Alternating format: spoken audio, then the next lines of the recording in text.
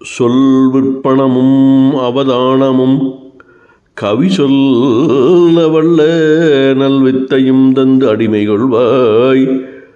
நளினாசனம் சேர் செல்விக்கு அரிதென்று ஒரு காலமும் சிதையாமை நல்கும் கல்வி பெருஞ்செல்வப் பேரே சகலகலாவள்ளியே. குமரகுருபரர் அருளிய சகலகலாவள்ளி மாலை 8வது பாடல். கலைமகளே, சகல கலைகளிலும் வல்லவளேன், நீயே பெருஞ்செல்வம் உடையவள்.